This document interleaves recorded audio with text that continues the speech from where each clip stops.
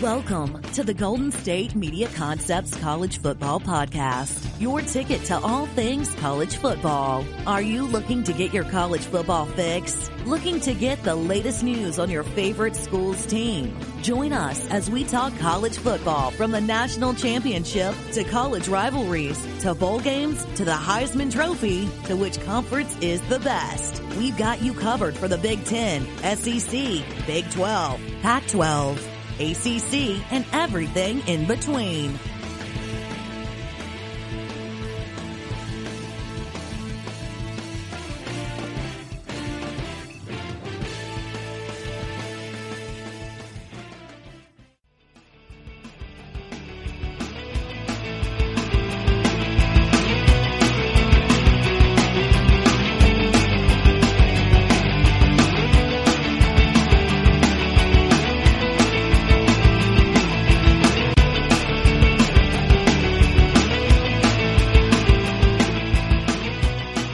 Hello, thank you for tuning in to the GSMC College Football Podcast, brought to you by the GSMC Podcast Network.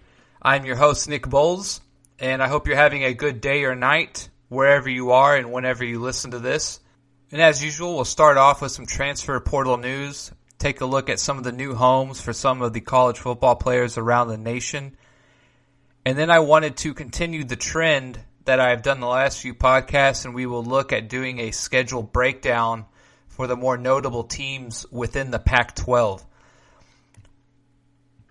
But as promised, we'll go ahead and start off with some of the latest transfer portal news, and we'll start in Alabama, where they have picked up North Carolina transfer tight end Carl Tucker. Carl Tucker was originally a 3-star coming out of high school. Tucker was originally a 3-star coming out of high school when he signed with the Tar Heels. He's been granted a 6th season of eligibility by the NCAA and will be available for immediate play next year with the Crimson Tide. In 38 career games with North Carolina, he caught a total of 36 passes for 550 yards with 4 scores.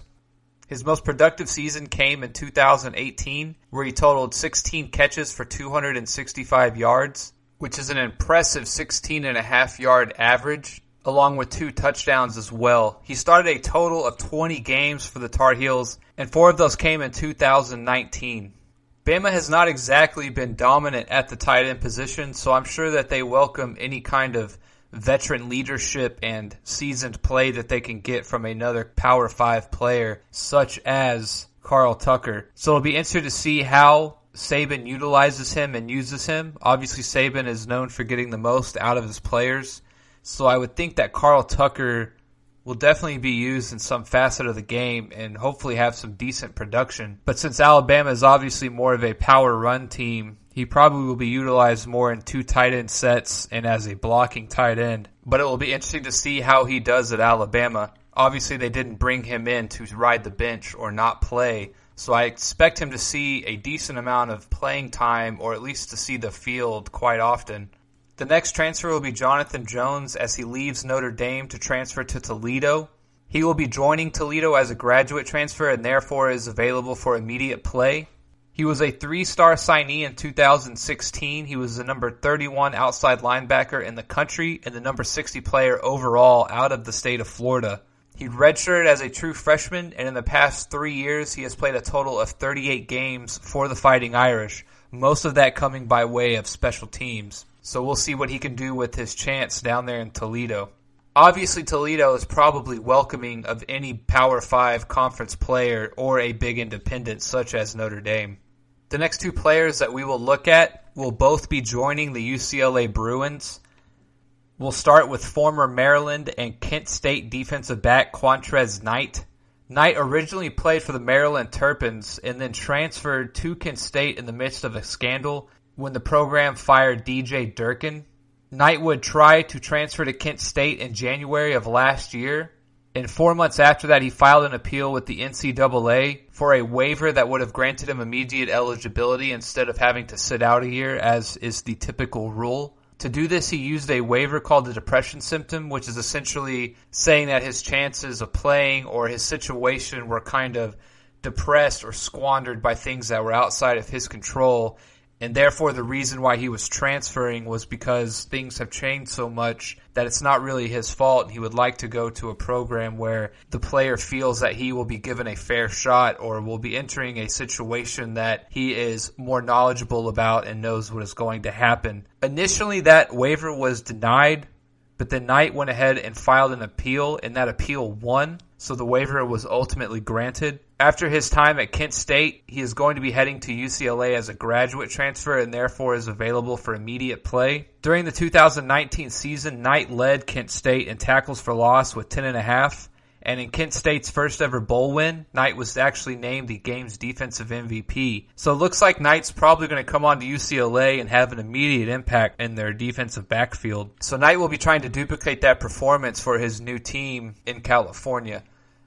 The next player is also going to be going to UCLA. It is former Duke running back Britton Brown. He's going to have immediate eligibility for the Bruins in 2020. Brown was originally a 3-star recruit in 2016 when he joined the Blue Devils. He was the number 46 overall player out of Georgia. In 4 seasons with Duke, he rushed for 1,126 yards and 10 scores on 222 carries. In his best season, he ran for 700 yards and 7 touchdowns while averaging 5.5 yards per carry as a redshirt freshman. Unfortunately, his last 2 seasons have been cut short and hampered with injuries. A shoulder injury cost him 4 games in 2018, while another shoulder injury lasted for almost 2 months this past season. The Bruins' backfield has suffered a lot of losses lately, so Brown will be looking to come in and hopefully stop the bleeding and add some depth and some talent at the position. So with Brown and Knight both coming to UCLA, looks like the Bruins have made a couple nice pickups the last few days. And both of those players will probably see a decent amount of playing time. The next transfer that we have is TCU quarterback Justin Rogers, who will be moving to UNLV. Rogers is going to have to sit out the 2020 season due to the transfer bylaws. After that year of ineligibility, he will have 2 years of eligibility left starting in 2021. However, Rogers is expected to pursue a waiver, of which the details of that waiver right now are not exactly clear. He was a 4-star signee in 2018 and was the number 3 dual-threat quarterback in the country and the number 3 player at any position in the state of Louisiana. He was the number 43 recruit overall in 2018 according to 24/7 Sports, and was the highest-rated recruit of the Horned Frogs recruiting class last year. Rogers suffered a knee injury during his senior year of high school that ultimately led to a case of drop foot. He is still recovering from that injury and apparently played a role in him falling down the depth chart at TCU, which is part of the reason why he ultimately decided to enter the portal and go to UNLV. So if Rogers can live up to that 4-star recruit hype, it will be a huge pickup for UNLV and could make an immediate impact for them, as UNLV is not used to getting that caliber of a recruit. So it'll be interesting to see how things play out. The next player we have is also leaving Duke, just like running back Britton Brown. Wide receiver Aaron Young is going to be going to Florida Atlantic. Part of his reasoning for going to Florida Atlantic is because he wanted to find a graduate program that he could get into. Apparently the one that he wanted to get into at Duke, he was unable to. In 2019, he had 29 receptions for 367 yards and 3 touchdowns, which ranked him second among all Duke wide receivers. Since he is going as a graduate, he will be available for immediate play, and he will be joining the defending Conference USA champions, who ironically is losing 4 of their top 5 pass catchers. In 37 career games at Duke, he had 63 catches for 849 yards and 7 touchdowns. The next player we'll take a look at is wide receiver Michael Jones. He will be transferring from Oklahoma and going to Tulane. He will also be leaving as a graduate transfer and therefore is eligible to play immediately in the upcoming 2020 season. He originally was a 4-star signee in 2016 and at the time was rated the number 45 receiver in the country. He was the number 15 player overall in the state of Louisiana and was the highest rated receiver in the Sooners recruiting class that year. During his time in Oklahoma, he caught 33 passes for 495 yards and a touchdown. All in all, he appeared in 37 total games for the Sooners. He is part of a decent number of players who have left OU this year through the transfer portal. Leaving with him are also Levi Draper, Ty Arman, Kobe Tillman, and Troy James.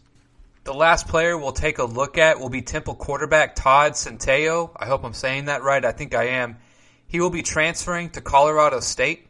This comes as another quarterback from Colorado State had recently left. Colin Hill left the program in December and landed at South Carolina. So Todd Centeio will be coming in and essentially replacing Colin Hill, filling out that quarterback depth chart. He will be heading out as a graduate transfer, so he will be eligible for immediate play in 2020. In addition, he will also have another year of eligibility he can use in 2021. Coming out of high school in Florida, Centeio was a 3-star in 2017, and he took a redshirt as a true freshman. Over the past 2 years, he's completed 46 of 69 passes for 593 yards, 7 touchdowns, and 1 interception. He also ran for 237 yards on 67 carries and added 1 more score. Centeio will actually be the second quarterback addition for the new head coach Steve Adazio. Over the weekend, Jackson Muschamp, who is the oldest son of Will Muschamp, announced he'll be going to Colorado State as well. So it looks like Colorado State will have a decent quarterback unit.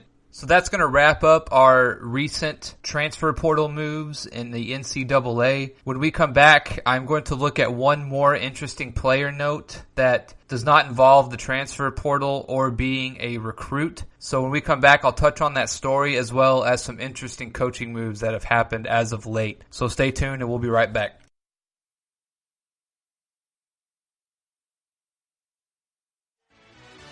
Are you looking for the very best NFL and college football podcast? Then check out the GSMC Football Podcast. Get the latest football news both on and off the field. From the NFL Draft to trades to the rumor mill to the NFL Combines. They got you covered. That's GSMCpodcast.com/football-podcast. Get updates on college rivalries, game day insights, and much, much more. It's football talk the way you want it. This show eats, sleeps, and breathes football. Don't forget to like them on Facebook and follow them on Twitter. Visit GSMCpodcast.com for more info.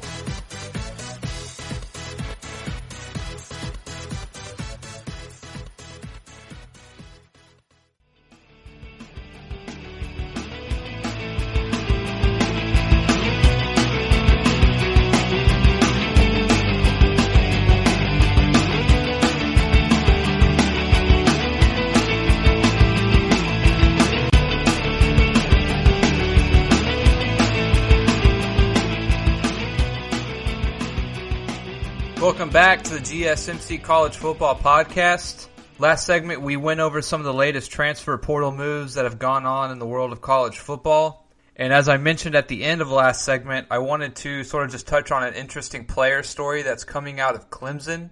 One of Clemson's defensive ends, Logan Rudolph, is apparently going to be leaving football and pursuing his career/dream of becoming an actor in California.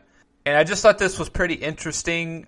I guess, we see a lot of players retiring early or leaving the game early due to injuries or things that are of a more serious nature, such as perhaps head trauma or, repeated injuries, or just feeling as if the physical toll that they are taking on their bodies and their mind as well is not worth putting on the helmet again and stepping onto the field.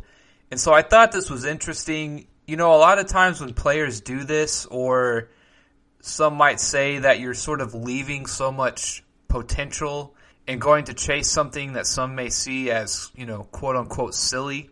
I actually applaud people who do this. I think it shows a little bit of a perspective on life. Someone doing this is not something that people should necessarily frown upon, but I personally applaud it. I love when people decide to go chase their dreams, or they take a risk on themselves and they go and pursue something that perhaps not many people think they can achieve, but they decide that taking the risk and failing is worth more and has greater potential than just what the status quo is for them. Now, obviously the status quo for him is already very high. The fact that he probably had a starting gig if he wanted to, if he came back next year, on what is thought to be the number one team in many people's eyes. So it's not as if he was leaving something small. He's leaving something very big and taking a risk and betting on himself to do even greater things. Would he have become an NFL prospect or played in the NFL one day?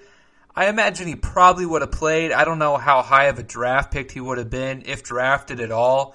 But I think he probably would have been able to been signed as a free agent or been a late round draft pick at worst had he continued to stay at Clemson and work on his game and work on his skills on the defensive line. But I just thought it was a very interesting story. In 2019, he started 9 of 15 games and was part of Clemson's very deep rotation up front, which, by the way, they are just going to absolutely replenish with more 5-star recruits this year coming up. He was able to record a sack, 5 tackles for loss, and 26 total tackles as a redshirt sophomore. So this guy was obviously pretty good and probably was going to achieve even more things with Clemson had he stayed. But it looks like he's going to go ahead and take his talents to California, as it were, and he is going to pursue his dream of becoming an actor. So I just thought that was a very sort of cool and interesting story I wanted to touch on. I think it's kind of a feel-good story, and I hope he does as good as he can, and maybe we'll see him on TV or on the big screen one day.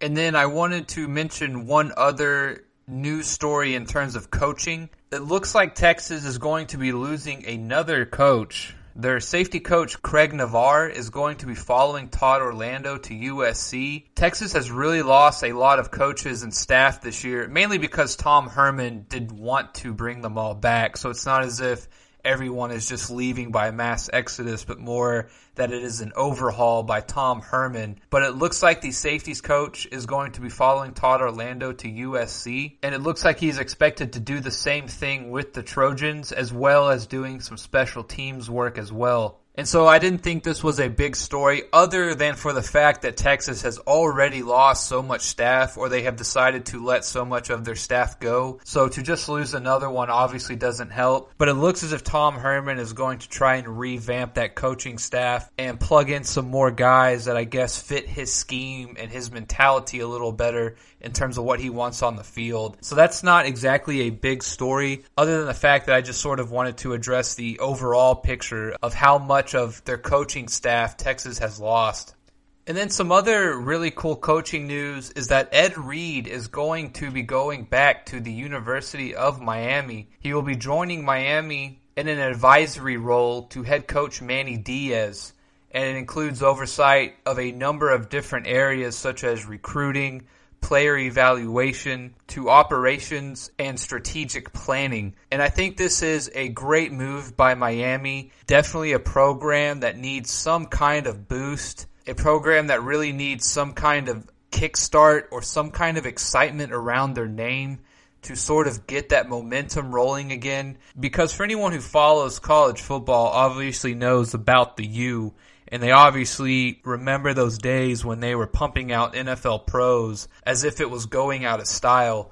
And I think to bring a name and a caliber player such as Ed Reed back to Miami, I think is a great move, if for nothing more than the name recognition. And it seems like in terms of recruiting, it's not as if he can just go wild and do whatever he wants. He will probably have to be reined in some, and there will be some rules for him to follow. But if you are a kid who knows anything about the history of Miami football and football in general, as Ed Reed went into the Pro Football Hall of Fame as well and won a Super Bowl with the Baltimore Ravens, who were one of the best defenses ever in the time that they reigned supreme in the NFL. And if you are a recruit who knows anything about that, and you are sort of trying to be swayed to go to one university or the other, and especially if you are a cornerback or safety or on the defensive side of the ball, just being able to name drop someone like Ed Reed has got to go a long way in my mind with kids and young men who are trying to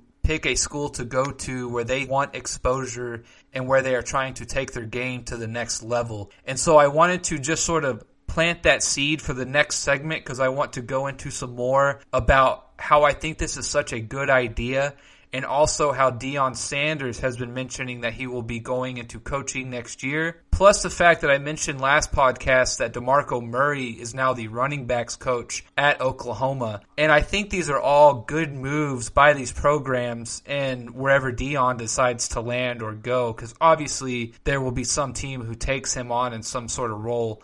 But Before we go to the next segment, I wanted to bring up this Ed Reed hire because I want to talk a little more about former players sort of bringing excitement to coaching, especially at the college level, and sort of why I think this is such a good move for these programs and why I think it will pay dividends immediately and in the long run. So stay tuned, and I want to talk about that some more when we come back.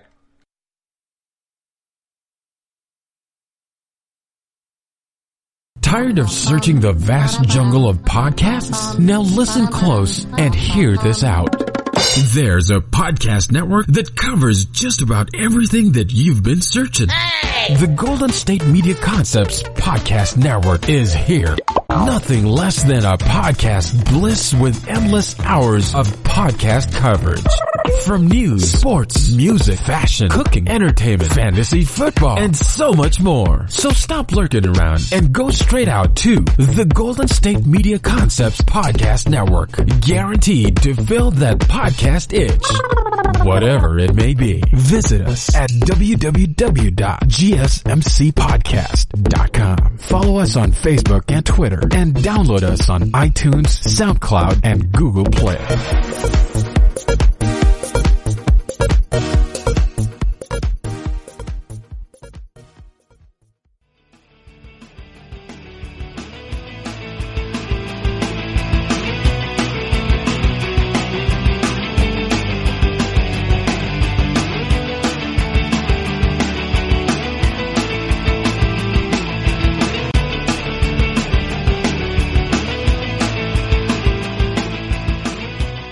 Hello, welcome back to the GSMC College Football Podcast. Last segment, I went over the interesting story out of Clemson with their defensive end deciding to leave school and pursue his dream of becoming an actor in California. I then talked about some coaching news, both out of Texas, as well as Ed Reed coming back to the U in an advisory role. He will be doing many things. And also touched on how Deion Sanders says he wants to be a head coach in college football next year. In fact, he's essentially saying that he will be a head coach in college football next year. There's not really a question about it. Both of these, coupled with the fact that DeMarco Murray has decided to become the running backs coach at Oklahoma. And overall, I just sort of wanted to stress how I think that these are great moves by these organizations, both Miami and Oklahoma, and wherever Deion Sanders decides to end up. Now, Deion's a little different. Deion says he wants to be a head coach right away, and I'm not sure exactly if that would be the best move to just thrust him into that kind of position. Not saying that he couldn't do it or he doesn't have the football IQ, but obviously there is a slight difference between being a player, especially a star player who has relied on so much athleticism, and someone who is able to sort of teach the intricacies of the game. And I'm not saying Deion can't do that, but to go straight from player to head coach, I think sometimes can be a bit of a leap. And I think perhaps him starting out as a defensive backs coach or a special teams coach or something of that nature, I think would be a good start for him, such as what Ed Reed and DeMarco Murray have done in starting out in smaller roles. Whether they have aspirations to be head coaches or not, I don't know. If they do have aspirations to be head coaches, I think it is smart that they start small and then work their way up to a much bigger role. One of the reasons I wanted to sort of highlight these personnel moves in terms of getting these ex-players to come and play some sort of role in their coaching staff. And again, not just players, but star players, household names, guys that are known in any football conversation that you're having anywhere in the country. If you were to name DeMarco Murray or Ed Reed, anybody who knows anything about football would know who both of those guys are, as well as Deion Sanders. But the reason why I think this is such a great move overall is that I think these are, in a way, and could be argued that these are real game changers for these programs. Now, obviously, Oklahoma is already a big-name program. They have been doing well in recent years, and it's not exactly as if they are hurting for some kind of jump start like Miami is. I think when it comes to recruiting, which again is the lifeblood of your program, I think having ex-players such as these guys who are such big names coming to your program and being able to go visit kids can really make the difference between getting that 3-star to a 4-star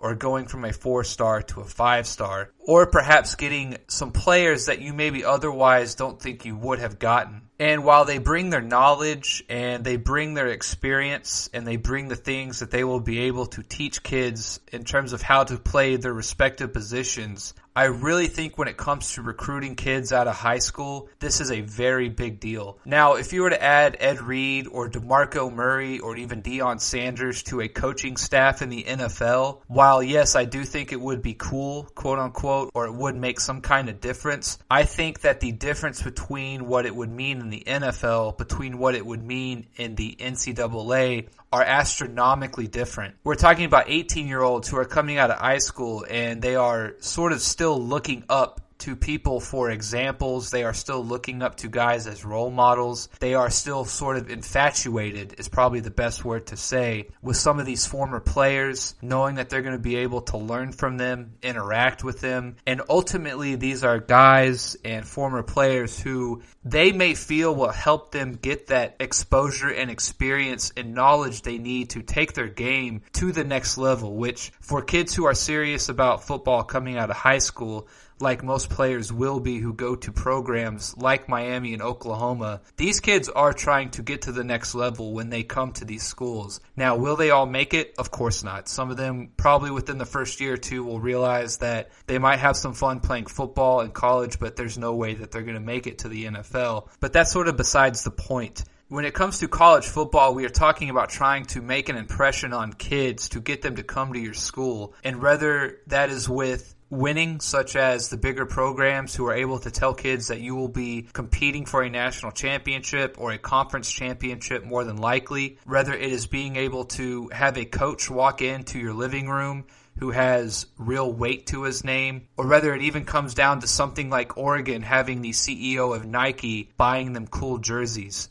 The same thing goes for even assistant coaches or the other people around that program and coach. And even if a kid coming out of high school going to Miami probably knows that while Dabo Swinney is doing his thing at Clemson, they will never compete for an ACC championship, let alone a national championship. Still, the thought of being able to learn the game under someone like Ed Reed, or being able to send Ed Reed a text or call him or learn from him in practice, is something that will draw a lot of attention from players and kids who think that they will be able to take their game to the next level while learning alongside someone like Ed Reed. And so for a program like Miami, I think this is an amazing move. I think this is something that they could really be proud of and be happy about and be excited about. And good for Ed Reed to go back to college and probably doing something that he loves to do in some capacity. And I'm glad he went back to the U. Just being a sports fan myself, it's definitely a little bit of nostalgia seeing him back at the U, even in a player advisory role. I think it's pretty cool. I'm pretty excited to see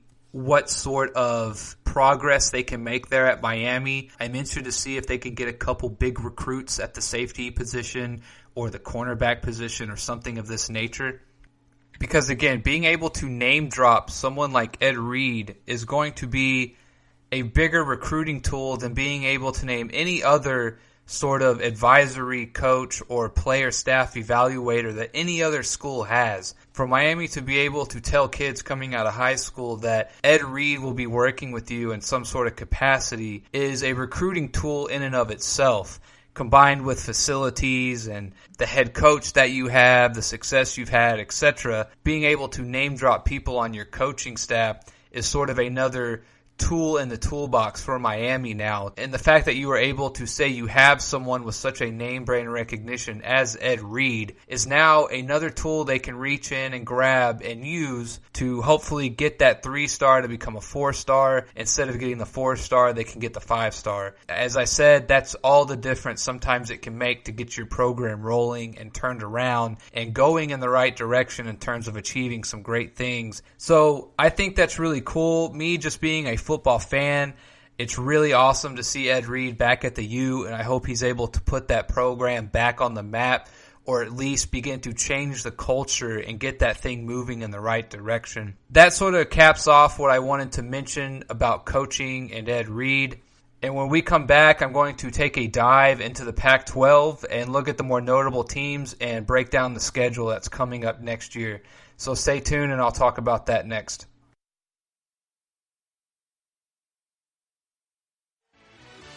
Are you looking for help for your fantasy football team? Check out the GSMC Fantasy Football Podcast. Get today's best advice on who to start, who to sit, even who you should draft. From sleeper picks to red hot lineups, they got it all covered for you. That's GSMCpodcast.com/fantasy-football-podcast. We'll cover traditional leagues, dynasty, PPR, even IDP leagues. When you need fantasy help, there's just one show to hit up. Don't forget to like them on Facebook and follow them on Twitter. Visit GSMCpodcast.com for more info.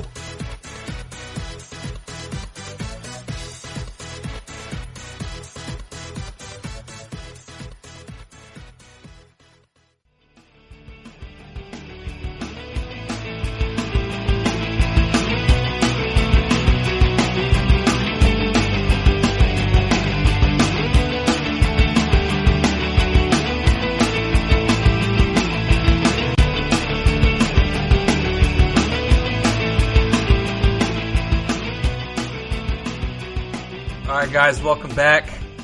Last segment we went over the Ed Reed hiring at the University of Miami, along with Deion Sanders saying he wants to coach as well, and how I think that hiring people like these former stars and people like DeMarco Murray at Oklahoma, I think pays huge dividends in the college game, and I think it will attract some bigger players and hopefully bump up their recruiting in the caliber of players that they are able to ultimately get. And before we move on to the Pac-12 schedule for next year, one more coaching note that I forgot to mention is that Bo Pelini will now become the defensive coordinator at LSU. He's going to be replacing Aranda, who left to be the Baylor head coach. Pelini used to be a coordinator at LSU, and then he went and spent 7 seasons as the head coach at Nebraska. And in the past 5 years, he was the head coach at Youngstown State. So he will be coming back to LSU, where he had some good success before. And he is going to be the highest paid assistant coach at $2.3 million annually. And to sort of put that in perspective, at Youngstown State as the head coach, he made less than $400,000 in 2019. So that just sort of tells you the difference in programs in terms of playing at a big school like LSU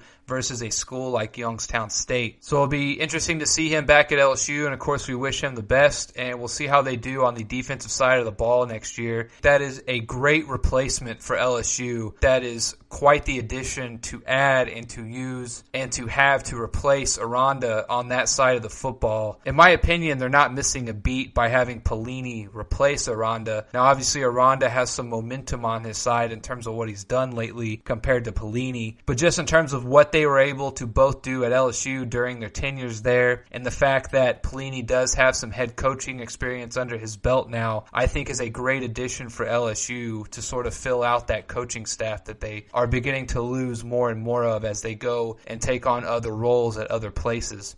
And now we'll go ahead and start getting into the Pac-12 schedule for next year. And I want to go ahead and start off with the obvious one, and that is the Oregon Ducks. The Oregon Ducks had a surprisingly good year last year, in my opinion, in terms of being able to win a few big games that I was not exactly expecting them to win. They did lose to Auburn in the first game of the year last year, and Auburn ended up being a pretty decent team, so that's not exactly the worst loss. They beat Wisconsin in the Rose Bowl last year, which was a nice cap-off to the end of their season. They beat them 28-27, as well as beating the Utah Utes in the Pac-12 championship game 37-15, which was a very impressive win, although Utah did go on to also lose pretty big to Texas in their bowl game at the end of the year as well. They did lose to Arizona State last year as well, so essentially their end record ended up being 12-2, 9-1 in the Pac-12. Oregon could possibly have a tough transition after the Justin Herbert era. Looks like their quarterback to replace Justin is going to be Tyler Shaw. I hope I'm pronouncing that right. Tyler Shaw has been at the program for 2 years, But the main thing that I'm worried about, or that I see that could be a possible problem, is the fact that he is going to have 4 new starting offensive linemen in front of him. However, he will have a 2-time 1,000-yard rusher in Verdell coming back, as well as most of the receiving corps. So it looks like the skill position players will be coming back, which will be nice for him to have targets and weapons to throw to. While the 4 new starting offensive linemen worry me a little bit, Oregon also has one of the top-rated offensive lines already in the country, even with that being known. They have great recruits, and people expected to come in and start and fill that gap pretty easily and hopefully not miss a beat. The reason why it scares me a little bit is that Oregon plays North Dakota State their first game, which should be a win, but then they have a very interesting and very tough non-conference game in Ohio State. Obviously, Ohio State has a great defense. Obviously, Ohio State has athletes all across the board. I'm just worried that perhaps that will be a little too much for that offensive line that early in the season. And while I probably would pick Ohio State to win anyways, as they have their quarterback coming back, and it looks as if they are not going to be losing as many pieces across the board as Oregon is, especially important pieces such as the offensive line and the quarterback. I have a feeling that perhaps Oregon could get beat pretty bad here by Ohio State. It will be played in Oregon, with that new offensive line having to try and mesh and gel and come together in the second game of the season against such a strong opponent. I really have a worry here that Tyler Shaw is going to be under pressure all day, and I think it will be a quick learning curve game for the offensive line. Essentially, this will sort of bring them together, if you will. It will be a learning experience for them to go through, if that sort of makes sense. Instead of perhaps maybe having 2 or 3 easier games to start off the year, they're essentially going to be thrown into the fire, and we're going to find out real quick if they will be forged or if they will break a little bit. And I think that Ohio State is going to be able to expose that unfortunate weakness that Oregon is going to be going through. Now, again, I think that they have the recruits and the talent that they will be fine for the rest of the year once they get a couple games underneath their belt. To play the Ohio State defense of all defenses, your second game, when replacing 4 offensive linemen, I think that could spell disaster for Oregon in this game. And like I've said about these early non-conference games, when you play big opponents, they should most of the time kind of be a win-win in terms of as long as you do not get blown out. I don't think it will be held against you that much in terms of you still control your own destiny if you win out the rest of the year. If your only loss is to a very big and very highly ranked opponent early in the year, as long as you don't get completely embarrassed, I think it's okay. You don't need to panic. Now, you obviously still need to do your job and win out if we're talking in terms of winning a national championship or winning your conference. But as long as you don't get blown out in these sort of big early non-conference games, then I think it's okay. Don't hit the panic button. Don't get your head down. Don't act as if the season's over. I think Ohio State is really going to have a chance here to wreak some havoc on that offensive line. If Oregon can somehow pull out this game, which is not impossible, or they are able to keep it close, which I think is possible, then I think it's okay. But I do expect Ohio State to pull this one out. But the fact that it is being played in Oregon could also go a long way to helping them possibly pulling out this game and getting a victory. Obviously, if Oregon can get a victory here, I think they have a very good chance of going undefeated. But this essentially, I think, will be their undefeated or not undefeated chance. This will essentially be their biggest hurdle. Now, in many ways, I see the Pac-12 a lot like the Big 12. I think there are 1 to maybe 3 possible teams that could win the conference. Even more so in the Pac-12, there is Oregon, and then there is everyone else. Now, obviously, it used to be USC and Oregon, but USC has just struggled so much of late after the violations that were handed down after the Pete Carroll era,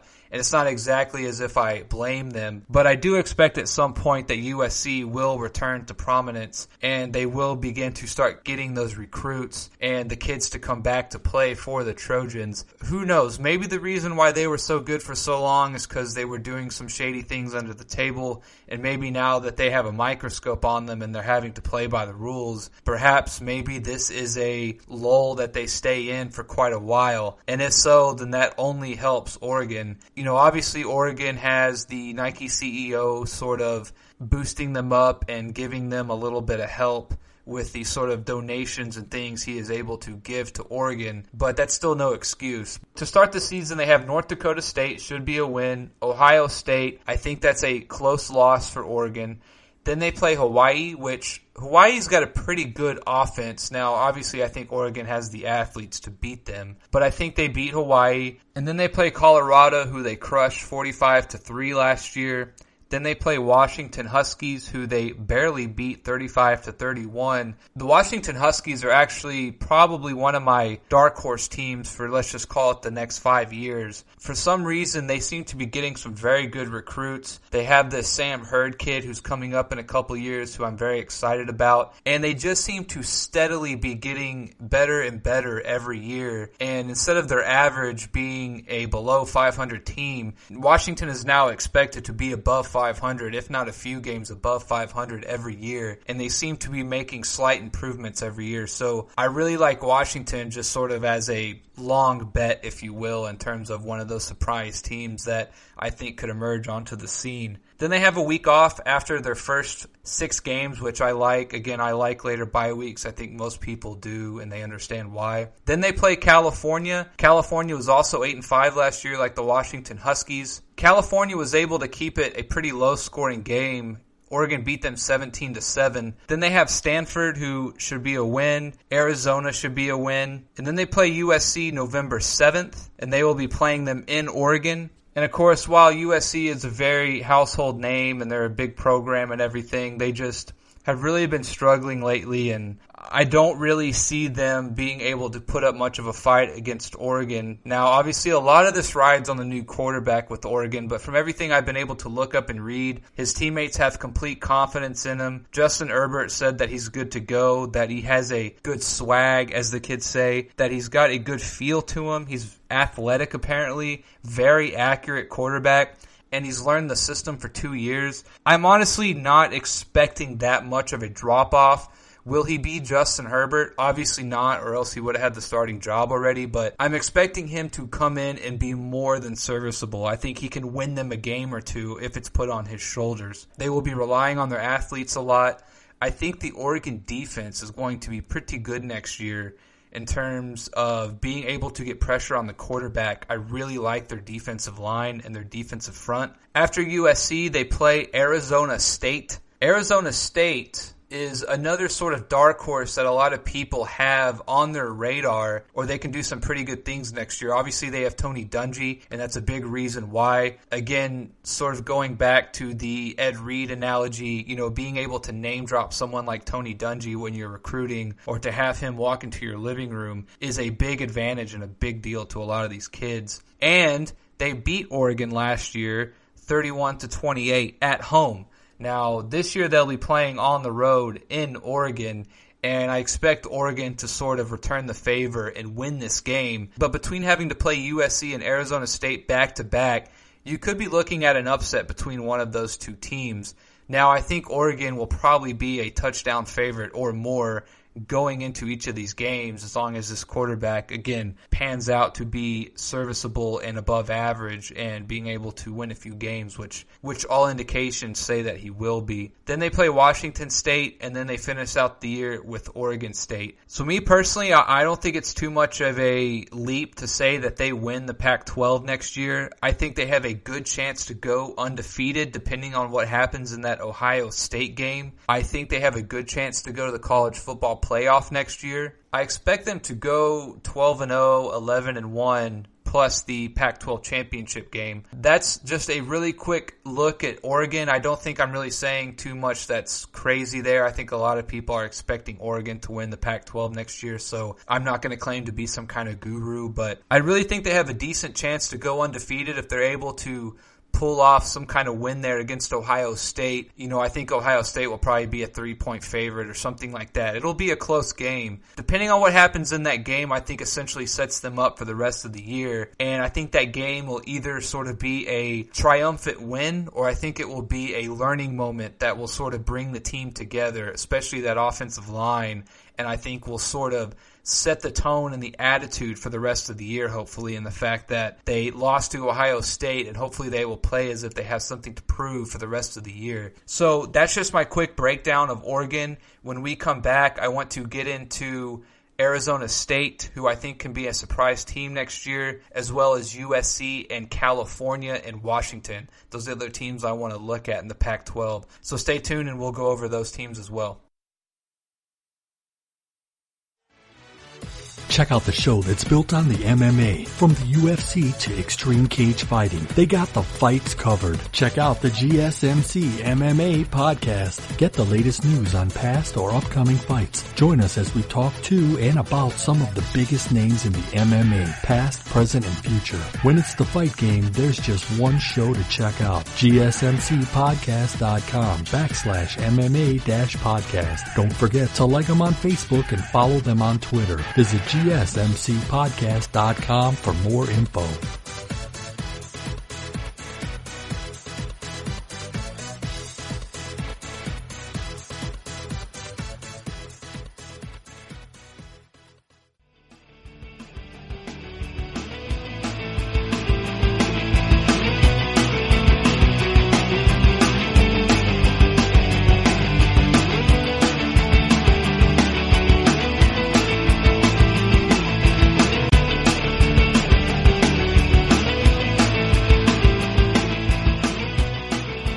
Welcome back to the GSMC College Football Podcast. We are currently doing a breakdown of the Pac-12 and some of the more notable teams for next year. And last segment we did the Oregon Ducks. I think they have a good chance to go undefeated or lose one game to Ohio State. Obviously, we play the game on the field and not on paper, so they will have to prove it still, no matter how much I think that they could possibly go undefeated. But we'll go ahead and start this segment with the Arizona State Sun Devils. I've decided to pick them next, or to go over them next, because in terms of the Pac-12, I think they're sort of the new up-and-comer. I think they're kind of getting a lot of talk around the water cooler. Tony Dungy's got that program trending in the right direction. They had a pretty good year last year.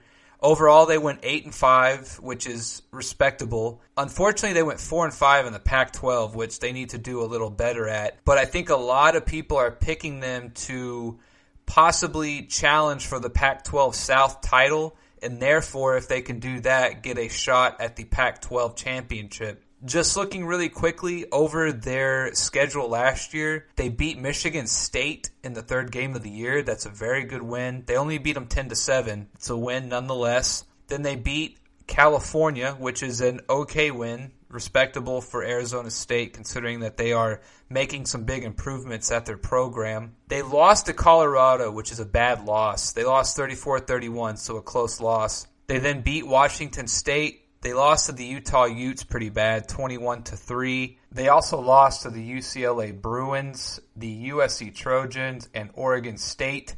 The UCLA loss is not a good loss. That's a pretty bad one as well. But then they capped off the season by beating Oregon and Arizona Wildcats. Then they also beat Florida State in the Sun Bowl.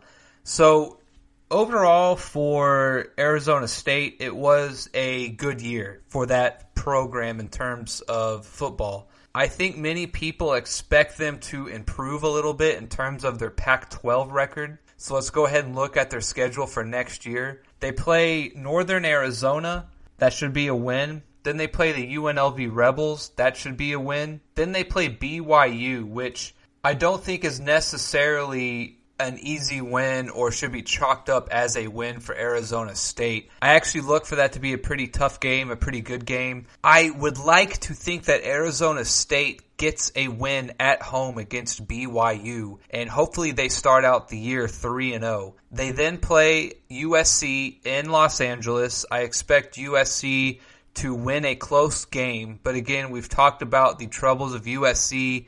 They just cannot seem to get things going in terms of what USC is expected to do and what their history says they should do. So I'm going to give a slight edge to USC there, but that would be a good chance for Arizona State to kind of get on the map and really get some momentum going next year. If they can start out the year 4-0 with beating USC, I think that really gives them some confidence. I think their quarterback, Jaden Daniels, is going to have a good year next year. He's a extreme long shot to win the Heisman, but the fact he's on the list means that he's getting some attention. If Tony Dungy can progress him like we all think he can, then I look for Jaden Daniels to also be a big reason why they are able to win a few more games. Tony Dungy has also done a good job of recruiting down there at Arizona State. They've gotten some good players out of the transfer portal. He apparently has recruited some very good wide receivers for Jaden to throw to. So look for that offense to hopefully take a big step forward next year and to possibly put up a lot of points on the board. Then they play Oregon State. Oregon State did not play overall that well last year. They did barely lose to Arizona State, so that could be another tough game or close game. But this game will be played in Arizona, so I look for Arizona State to win that game, as well as winning their next game against UCLA. And then they have a week off. So if Arizona State can sort of live up to this hype that they are currently getting, I think they have a good chance to start the year out 6-0 and sort of getting people's attention. Then after their week off, which is very important, they're getting a week off right in the middle of the year. They play Colorado. That should be a win, even though it's in Boulder. Then they play Washington State, who lost Mike Leach. They did not have a good year last year. I think that's a win also. I think Arizona State has a good chance to go 8-0 next year, starting out their year.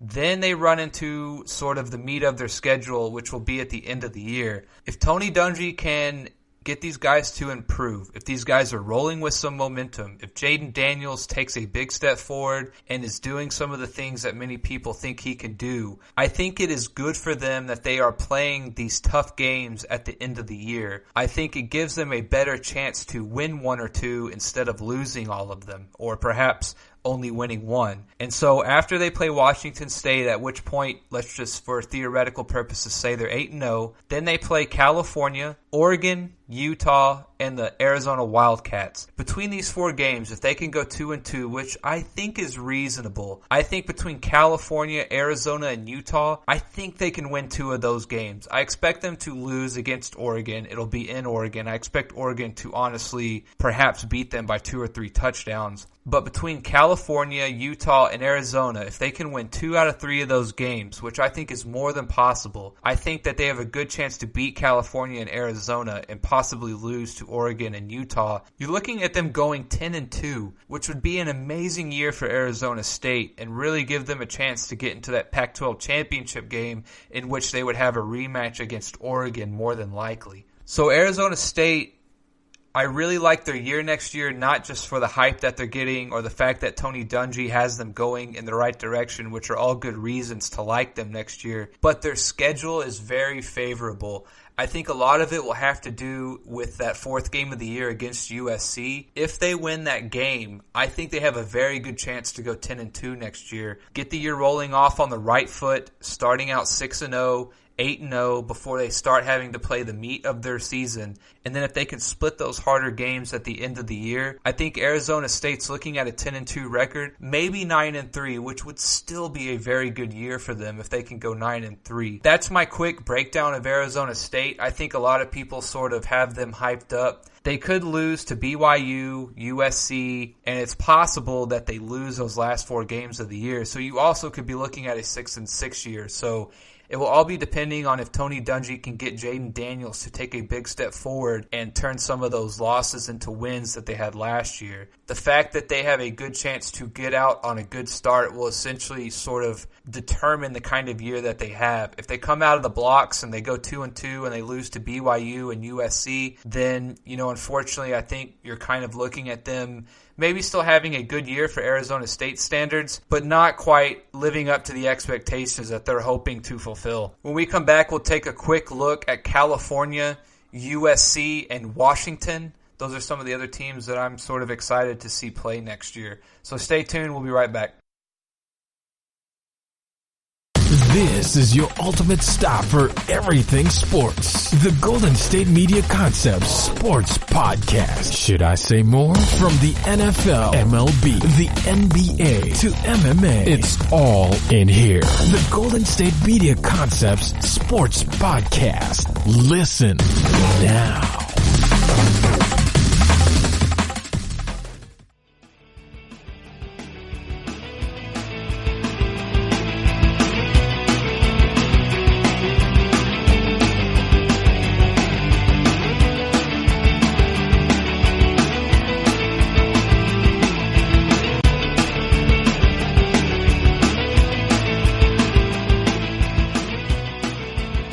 We are continuing our breakdown of the Pac-12 next year. And for those of you wondering why I have not included Utah in this discussion of the Pac-12, Utah has had a lot of interesting quarterback competition come about lately. And so I am going to hold off one more show or two and sort of do some more homework on what is going on in Utah, because they have had the former South Carolina quarterback come into play. They've had a transfer come over from Baylor. So things are just a little questionable at the quarterback position in terms of who is going to replace Tyler Huntley's production and who's going to step in and what that team may look like depending on who it is. And perhaps I'll throw them in with the Big Ten and do a little bit of a deeper dive on my end and do some homework, or perhaps wait for some things to come to the surface before I do a breakdown of their schedule and sort of give my thoughts on where I think they may land. Let's do USC real quick. USC was 8-5 last year. Last year, just looking at their schedule, I mentioned that Arizona State's going to have to play BYU, and BYU is not an easy competitor. BYU beat USC last year in Utah. USC beat Utah Utes, though, which I thought was a very good win for them. They won 30-23. That was obviously their biggest win of the year last year. Then they played the Washington Huskies. They beat them. They beat the Notre Dame Fighting Irish, which, again, I remember watching that game. That was a very good game. I thought Notre Dame outplayed them that game, and USC was able to come away with the victory. And then they crushed Arizona 41-14. They barely beat Colorado. And then they got crushed by the Oregon Ducks 56-24. They beat Arizona State,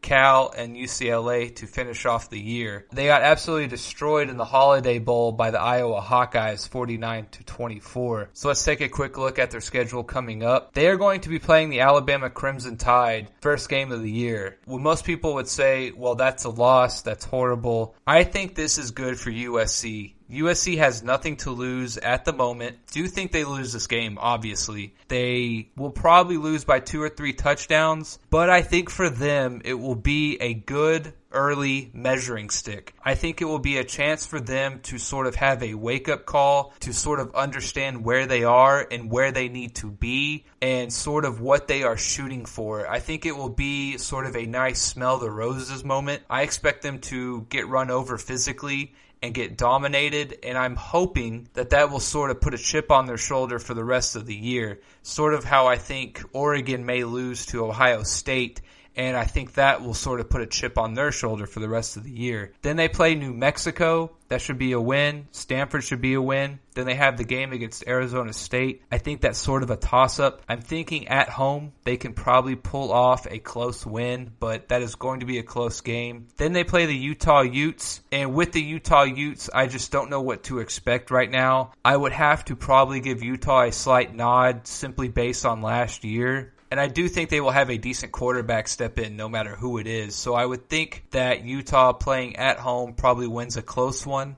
Then they play California and Arizona before they have a week off. And I think it is very important for USC to win those 2 games. If they lose to Alabama, Arizona State, and Utah, let's just say, you're looking at them going 4-3 if they can win their other games going into the bye week. Then they play Colorado. That should be a win. Then they play Oregon. I think that's a loss. And then they play Washington, UCLA, and Notre Dame.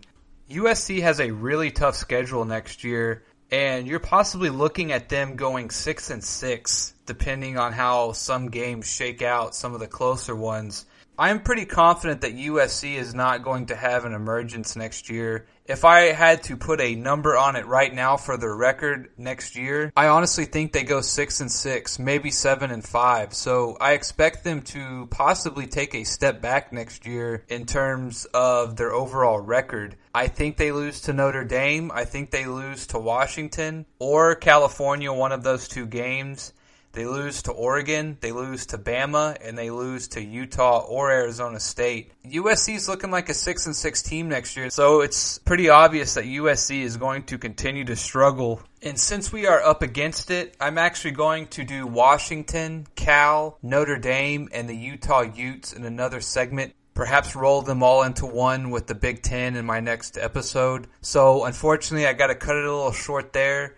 And we'll pick this up in my next episode. I'll finish off the Pac-12, and then we'll go into the Big Ten and maybe cover some of the independents like Notre Dame. So as always, I appreciate you guys listening. Thank you for listening to the GSMC College Football Podcast, brought to you by the GSMC Podcast Network. Please remember to subscribe to our show. Leave us a comment. Also, if you are able to follow us on Facebook, Twitter, and Instagram, we always appreciate that. That helps to grow our footprint and our network. And so I appreciate you guys tuning in. You guys have a good night, and I'll talk to you next time.